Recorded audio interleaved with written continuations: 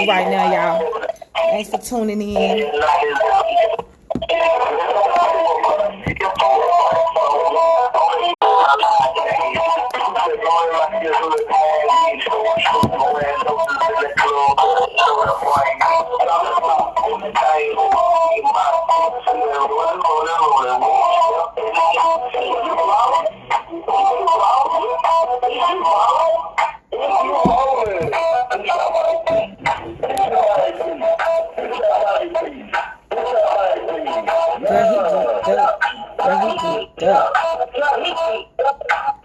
Yes, baby, the voice appeals.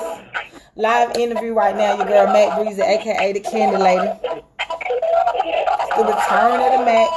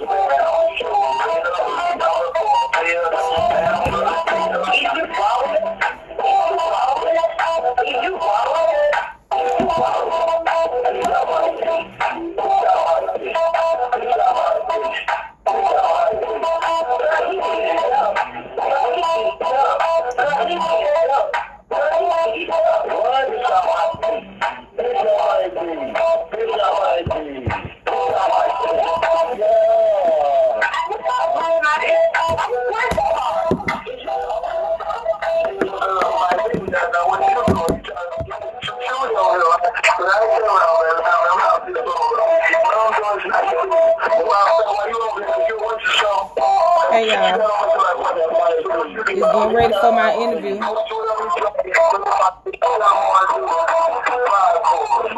Hey Diamond. That's what I'm talking about, man. Shout out to everybody tuning in. That's right, man. We right here on Facebook Live, POF Live. You know, shout out to everybody tuning in. Tonight is a good special night. And I have the woman of the hour. I'm talking about the woman that set changes in this game. And this is the one that everybody knows that she's got to respect and everything. Mac Brez, what's going on? Hey, what's going on, man? Thanks for having me today. Oh, no problem, man. We love having you here, man. So how you doing today? I'm great. Can't complain. God is good. I'm blessed and highly favored. Hey. You know? That's what's up, man. That's what's up. You know, live to see another day. Can't complain. And your career is so relentless. Like, I love every song that you put out. You know what? I don't even got to tell you. I ain't got to tell people. Like, I want you to tell them. Like, who is Mac Brez? Who is the pioneer of this game? Let them know. Boy, you know what? I'm not really good at making things sweet and straight to the point. It's so many facets of me that I just, where do I begin? Okay, so for starters, Mac Brez is an artist. I am a female artist. I write. I'm a creator. I, do everything from writing to, all the little behind the scenes stuff. I've been managing myself for a long time now. So, I rap, I write R&B, rap, gospel, all that. And so I'm an independent artist. I've been in the game professionally since I was 16 years old. And I did take a break in 2016. I hung up my cleats. Fast forward 2019, I got the urge to start doing my music again. And it's been a rap ever since, So hence the return of the Mac, which is my comeback year. I started, writing again and just getting back in my old habits. 2019, fast forward 2020, I'm putting out music. music videos. I got a project, a EP that's coming, that's on the way soon. And I'm just in the this is my comeback season, and I'm just in the process of building myself back up to where I was before, and just taking it to another level this time around in my career. You know, this time around I'm very business savvy, so I've learned from all the mistakes that I made. And my 4-year hiatus away from the industry, I was able to like really, you know, evaluate my life and just really think about everything and bringing everything to perspective, and just, you know, seeing what I want for myself and what I want out of life and what I want out of my career. And like I said, professionally, I've been in the game for 16 years, so you can't really just sum that up. We got to just get into it. You know what I'm saying? I done put a lot of work into this music industry, and it's been a long journey for me. I know a lot of people feel like I should be where a lot of other artists are, or, you know, I do believe timing is everything. I do believe what's for you is for you. What God has for you is for you. And I don't feel like I should have gotten up my big break earlier when I was younger and in my prime, because I wasn't where I needed to be mentally and spiritually to move forward and get everything that God has, you know, for me. So I had to get myself there so that he can give me all those blessings and really push me forward to where I need to be. So I feel like timing is everything. Time is of the essence. It's the return of the Mac. I mean, what else you want to know? We can get it. It's, you know, we can get into it. It's a lot. You know, I've been through a lot. My journey is, hey, let's get into it. Now, I was hearing you when you actually talk about, and not a lot of artists really talk about what you just said. So, what made you step back from the music business and now coming back right now? What gave you that extra push? To come back or to leave? To come back. To come back? It was a. You said to come back. What gave me that extra push to come back? Right. Well, it was a number of things that triggered me to want to get back into my music. I guess for starters, I want to say, like, as a person who I have been writing and performing and entertaining since a child. You know, since elementary school, I've been in plays, I've been in talent shows, I've been even had a job at a young age at 9 years old, getting stipends to do workshops. You know, I always been a part of like community and extracurricular activities and stuff. So just being active in the community and in the performing arts field has always been in me since a child. But like I said, I got my professional start 15, 16 years old, you know, and doing that for so long, and that music has been my bread and butter for so long. So to step back away from it is really like a, you know, it's like a cultural shock. It's like, wow, you've used to being a artist, Mac Brez and Mac Brez and Mac Brez. Like my whole world revolved around Mac Brez, you know. So when you eliminate music out of the equation, you know what I'm saying, it's like, whoa. So initially I just felt like I was happy, but I had an emptiness, like I didn't feel complete. So I was like, hey, you know, even though I don't have no worries, or, you know, I'm content with my life, I just feel incomplete. So it had gotten to a point where I had felt incomplete, but I had stopped doing music for 4 years. So even though I wanted to do it again, because that has always been my passion, I was kind of skeptical, because I was doubting myself, like, can I still do it? Do I still got it? Because I had not done it in so long. I didn't know if I was any good anymore. So before, I didn't just jump out there like, hey, I'm bad. Ooh, I had to really just kind of test the waters and see if it come back natural to me. Like, you know, before, quick, fast, like I can write a song in 30 minutes, be done. Like, that's what I did for a living. So it was like riding a bicycle all over again. And so once I did get my formula back and get back in the habit of writing and recording, then, of course, like, not being able to just, like, you have to adjust. A lot has changed in the music industry. The music industry is changing constantly. So you have to adapt and jump back in there, because, like, a lot of people, even though, like, I am an artist, I don't listen to, like, a lot of rap music. I don't keep up with the up and coming artists, new artists. I don't keep up with all that, because that's not what really interests me in real life. That's a part of my profession. But so just getting back and trying to get a feel for what's hot, what people listening to the radio, what they playing in the clubs, so I can see, like, hey, where do I fit in this industry, and what can I bring to the industry that's different than what everybody else is doing. I'm taking all this into consideration, and then I'm listening to what's on the radio, what's being constantly put in rotation. I'm like, hey, a lot of this music and these artists that I'm hearing, in my personal opinion, I feel is whack and not quality music. And I'm just, seeing all these artists, like, making all this money off of music and just all this popularity. And I'm sitting back at myself, because I know who I grew up listening to and who I like. And I have very, like, a certain taste when it comes to music, And I just don't listen to anything. I don't care. Like, I don't just listen to anything. I'm very particular about music. So a lot of stuff just kind of like, I just feel like I want to come in and show them how it's really done. And I ain't just talk about females. Even though, I feel a certain type of way, especially about the state of music for female artists and rappers. So we just say rappers.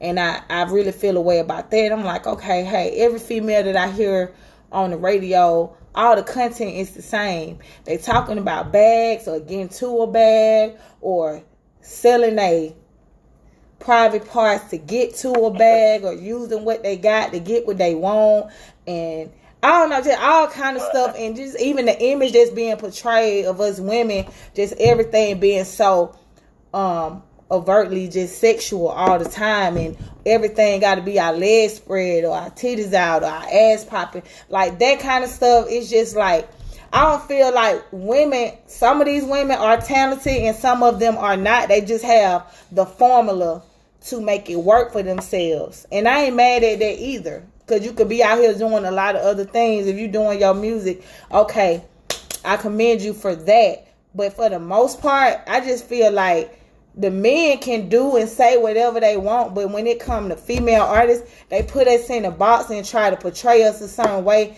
And I'm just sick of us women degrading ourselves just because that's what the industry telling you that you got to do. Like, when is you going to stand on your own too? You know what I'm saying? And be like, hey, this is who I am. I don't want to do what A, B, and C is doing. Like, I got more to contribute than just my ass and my titties. You know what I'm saying? Like, but I can't, hey, all I can do is do me. Different stroke for different folks. So like I said, I'm returning to the industry to show the world how it's really done, and that it's other ways and other things that we can talk about other than our body parts, okay? So my music is about real life situations, it's just talking about different situations and aspects of life. And when you listen to my music, you're gonna get to know who I am, and just get some insight of just my personality, my mentality, what I stand for, what I'm about. Like, when you finish listening to my music, you're gonna really feel like you know me for real. Just like with reality TV, you see into people life, you see how they act, you see how they react to things. It's the same way listening to my music. But like I said, my sound does not sound like what everybody else talking about. So I feel like people are gonna appreciate my music, because it's just like a breath of fresh air, because it's not the typical of what you hear from a female artist. Right, and that's why I respect you so much, Mac Brez. Like, you just don't know, like, back in the days when I was DJing, the clubs, and I remember when I first put on the record, I was DJing at Foxy Lady. And I remember Gucci Man came to the club, and he gave me $100. this is when everybody was gonna come up, and that Go Ahead record came on. Now, when that Go Ahead record came on, did it actually put your career where it needed to be, or you felt like there was more stuff that you had to do? You said when the Go Ahead record came about. Right. Did I feel like, I'm sorry, can you, like, what you asking me? Like, did you feel like that record took you further in your career, or did you feel like you needed more things you had to do in your career? Okay, so the Go Ahead record did a lot for my career. It did a lot for my career and Gucci's, because at one point, like, Gucci was making a lot of street music. So he did have certain records that catered to women, but they wasn't in the forefront like the Go Ahead record. Like, how that Go Ahead record got really in the forefront like that was because Gucci, we had already recorded the record, but the record wasn't going to be heard until it came out, when his album came out. But of course, he got locked up. So when he got locked up, as being a label on his artist, or being an artist on his label, I felt it necessary to keep the brand and keep the label going and trying to promote it. So I did what I could. Go Ahead was the only record that me and him had at the time. So everywhere I went, I'm promoting this record. I'm promoting his record just to keep the spirit of his album and his, just to keep the spirit and the label moving and pushing. Just keep the name buzzing and ringing. That's all I could do. What I'm saying? I can't go on stage and rap his stuff. So that I was on the record. I promoted the record while he was out. And by the time he had got out, Go Ahead was his single. And we went on tour and we pushed the hell out of it along with all the other songs. But like I said, before that Go Ahead record broke, he was always known for his street songs and the So Icy songs or whatever like that. So the Go Ahead record was definitely beneficial to my career. It definitely was a milestone, pushing my career forward. But at the same time, I don't have any regrets about the record, because how that record came about, that record was written about me. And so he called me after we met. I mean, not after we met. We've been knowing each other for a while, but like at the point where we first started dealing with each other on a personal basis, like he felt a certain type of way and he made a song about it. And he came to me, he called me, he was like, "Hey, I wrote a song about you. I want to hear it." And then he pulled up on me in Mechanicsville. He let me hear the song. I was like, "I like it." He's like, "I'm about to go record it. I'm going to put it on the album. You want to come to the studio with me?" So we went to Patchwork. He recorded the song, and then he had like 2 verses that he wrote. And then when he was writing the 3rd verse in the studio, he kind of got a little stuck. Like, what should I do with the 3rd verse? And then he ended up saying, "Hey, it'll be cool if a female, like, if I had like a female response or a female perspective." And then he was like, "Yeah." So he was like, "What is something you said this and that?" And I was like, "Gucci, I rap." Like, you forgot I rap, because we was like on a personal thing. I was like, "This is what I do. I rap. I could do that." So I went, did my verse on the song. We recorded it. I didn't think nothing of it. I didn't know what he was going to do with the record, but the label ended up liking the song, and that was the last track that got submitted for his album. And it's actually the last track on the album. 17 on the Trap House. Gucci Mane first album. So that's how that song came about. And I already told you what happened after the fact or whatever. So, that's me. Like, Go Ahead is me. I'm Miss Go Ahead. The song was about me. My verse on the song, that's how I felt. That was my mentality at the time. Hey, that's all me. So I'm proud of the record. Yes, I'm proud of that record, and I don't have no regrets when it comes to that record. So to answer your question, I know that was long and drawn out, but for the people who don't know the history, I just felt the need to just lay that out there, okay? Because then nobody put me in the studio and say, "Rap this."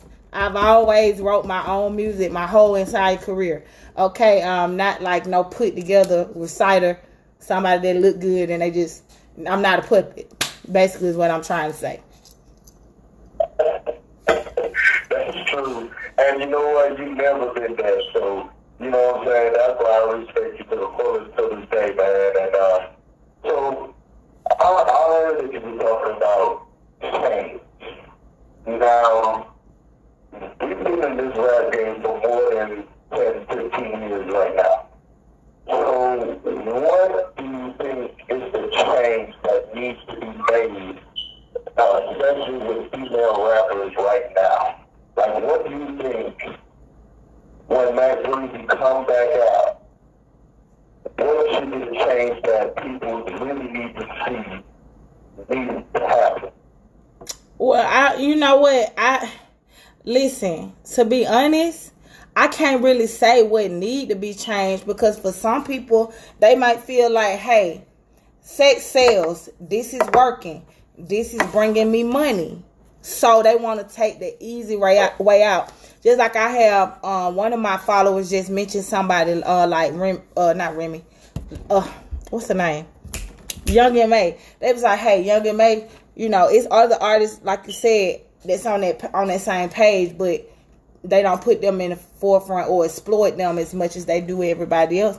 And that's the sad part about it, like you said. But see, what I feel like, it's not really up to the artists or the women that's in the industry changing. I feel like it's the consumers that gotta change. Like, the consumers have to demand more. If you accept anything that people throw out there, they gonna keep throwing it out. They keep getting your dollars, they gonna keep putting that same thing out. They gonna keep, like you say, if it ain't broke, don't fix it. So sex sells and y'all keep buying it, they're gonna keep doing it. So as consumers, y'all, they got to put it out there and be like, hey, we would like to see something like this. We would like to see something like this. And maybe the labels will look at that and say, well, let's go get an artist that these people demanding, they want an artist like this, or that fit this certain type of criteria. And then they will go and seek and put money behind those type of artists. But those artists that are respectable or are putting out like substance in their messages, those artists aren't being respected or being exploited or being funded properly, because the consumers keep buying the stuff, sex, money, drugs. So if that's what's selling and that's what's buying,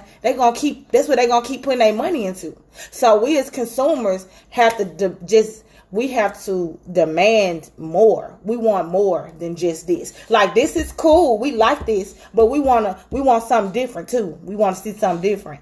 And then maybe the game will change a little bit. But it ain't just female rappers. Even when it comes to how much the music has been dumbed down in the industry. Like, when I was growing up, artists had to come with bars. Artists had to come with lyrics. Artists had to tell stories. Like, artists had to really have talent in order to be taken seriously. It's like now the industry, everybody has so much easy access to record and produce, and so many people making beats that it's so accessible now.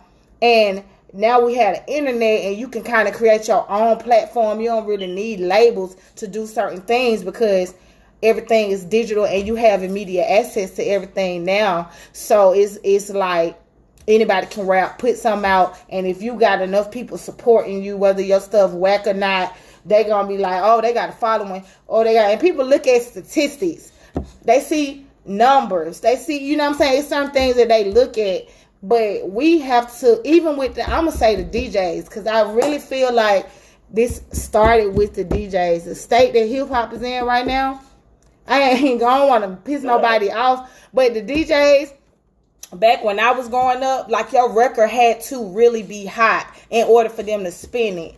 But then as Atlanta and the music industry started migrating more to the South, and the South rappers started getting more popular than the New York and all other areas or whatever. So then it was like, people started being money hungry, because like, oh, these artists hungry, these artists thirsty, so they gonna pay us to spin their records when we already get a fee for spinning records, but we can make a little money off top if we take money from these artists to spin their records. So now they turning that into a hustle, and now they putting Then now they put in quantity over quality. So now it's not about having a great sounding track and I'm going to spend this.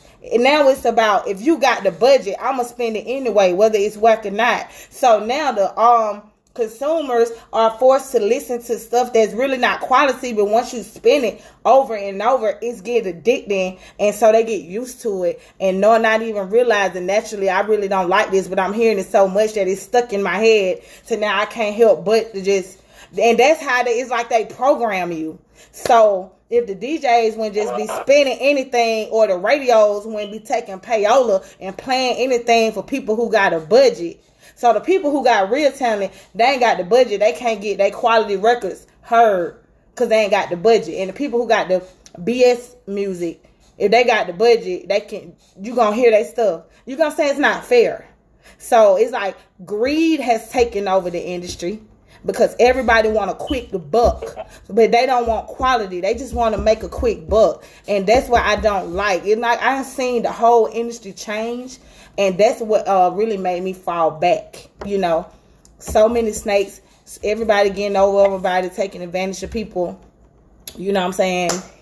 It's just, I could go on and on, but hey, it's the return of the Mac. Let's talk about myself, because that's what I told the people.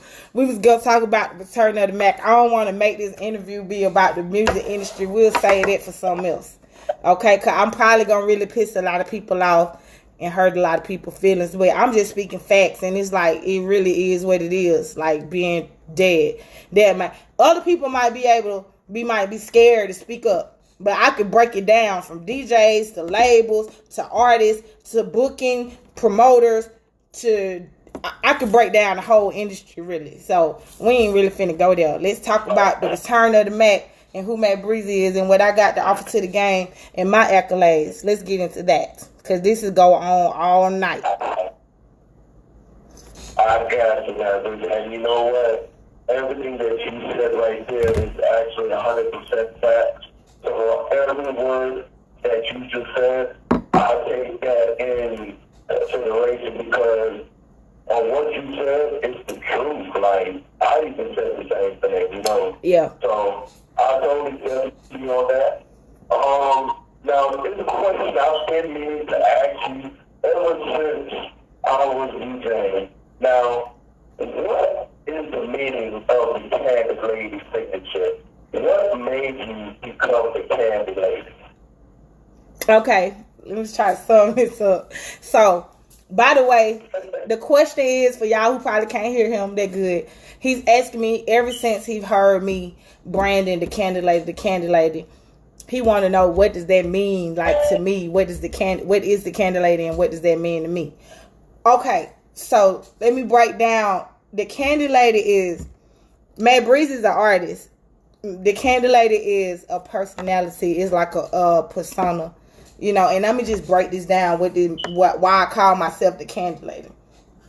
Everybody know, growing up or as adults, still to this day, like, if you grew up in any kind of hood, we had candy ladies in the projects, in the hood, in the ghetto, whatever. I don't know where y'all from. Some of y'all might grew up in the suburbs, or I don't know. Maybe some of your mamas and daddies was doctors and lawyers, and I don't know. But I'm from Mechanicsville, the west side of Atlanta, Zone 3, to be exact. And we had candy ladies in our neighborhood. We had candy ladies, different parts of the. So let me just break down the actual candy lady. The candy lady in the neighborhood, you could go to the candy lady and get whatever. Easy access, like, without having to go to the store. Basically, she got snacks. She might sell plates. She might have some toilet, like, whatever you need. When you can't get to no store, right there in your own neighborhood, it's a shop set up for whatever you need, and the candy lady got it. And if she ain't got it, she gonna make a phone call and plug you to the person who do got it. So my whole candy lady persona is, all my life, I've been putting people on and putting people in position, not just in the music, but just on some streets, like in the streets. Everybody has always been able to come to me like, hey, where can I get this? Where can I get that? And I was always able to point them in the right. If I didn't have it myself, I was always able to put them plug them in with whoever had whatever they need. So that's the whole. And then not only that, also the other side of it is that I am what the industry needs. You get what I'm saying? It's a lot that's missing when it come to artists in the industry. And I'm saying I'm that go-to. Come get at me. I'm what you need. I got what you need. Whatever you missing, whatever you seeking, whatever you looking for, come shop with me because I got what you need. And if I ain't got it, I can plug you to the person who do got it. So that's what it basically is, the breakdown of the Candy Lady and what they mean. It don't mean, oh, I'm sweet, I'm sexy, I taste good. That ain't what the Candy Lady mean for some of y'all who might thought it was on something sexual. It's not at all. I'm the plug. So make a long story short, I'm the plug. I got what you need. I'm the connect. Okay? That's regarding streets, regarding music, regarding personal. I am the plug. Spiritually too. To this day, I got people DMing me, telling me how they want to end their life. And I'm reaching out to them, trying to get them, uplift them, and inspire them. I got people who's come to me, hey, I want to do this. Can you give me some advice? So everything ain't got to do with, you know what I'm saying, streets. I'm like at every aspect. Some people want to come to me with advice. And I got that too. You know what I'm saying? Guidance. I got that too. A lot of people want me to mentor them. I got that too. I got what you need. Come shop with me. I'm the Candy Lady, baby. So that's what that means. So you get it. You get it now? You get it? Get it, got it good. I got it good. I definitely got it good. Right now, I got everybody on Facebook Live. Shout out to everybody that's tuning in. Okay, so shout out to everybody on Facebook Live, on Instagram Live. Shout out to everybody on Yo Live. Thanks for everybody who's tuning in. And I am reading you guys' comments. I'm not I'm trying to stay focused on the interview, but I will go back and respond to your comments for those of y'all who checking in. But I got a lot going on right now. I'm trying to stay focused on the topic at hand. But shout out to y'all.